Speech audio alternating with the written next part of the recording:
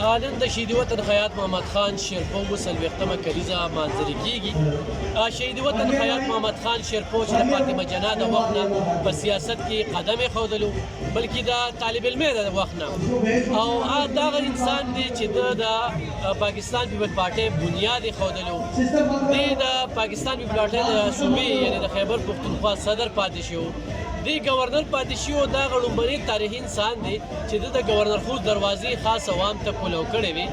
شهید وطن خیاط محمد خان شیرپو هغه انسان دی چې په پاکستان کې لومړنۍ کومه چودنه شوې وه نو هغه چودنه کې دغه خیاط محمد خان شیرپو چې کوم دی نو ټارګېټ شوي او دغه ټیم کې د سټوډنټانو ته چې کوم دی نو دغه خطاب کوو.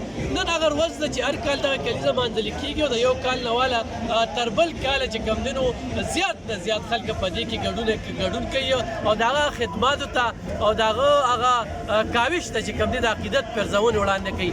نو نن دغه کلیزه ده 15مه فروری ده. دلته کې د 10,000 روپو کورسو چې کوم دی تنظیم شوی دی. د شهید وطن خیاط محمد خان شیرپو ورور آفتاب احمد خان شیرپو به دې ته خطاب کوي.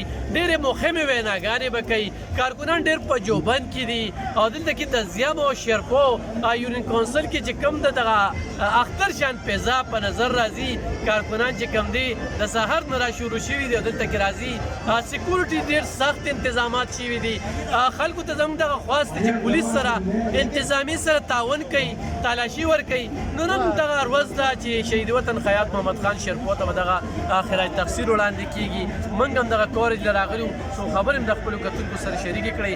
دغه انسانو چې یوازې د پارټۍ کارکنان نه بلکې مخالفین هم دغه شخصیت ته چې کوم دی نو دوام ورکوي، دغه شخصیت چې کوم دی نو ستایي. نن خو په پېښور کې څوک ګرځي په حیات آباد کې، نن خو په پېښور کې څوک ګرځي د لوی نه لوی روغتون چې کوم دی خیاط شیرپو هسپتال، دغه شانتې چترال، دیر، سوات کې څومره پورې بجلي تللې ده یا څومره تاریخي پلونه چې جوړ شوي دي دا د خیاط محمد خان شیرپو کارنامې دي. په ډېر کم عمرۍ کې چې هغه کوم ترقۍ له وده ورکړې وه، پښتونخوا یې کومه د ترقۍ په لور باندې روانه کړې وه، هماغه سازشي عناصرو چې کوم دی هغه زموږ د پښتنو نه جدا کړ. خو نن هم دغه عوامو په زړونو باندې راج کوي او نن هم ژوندی دي او دغه وروستو جلسه کې یو پته لګي چې څومره خلکه د هغه دغه عقیدت پرځولو لپاره راځي. ډېره مننه.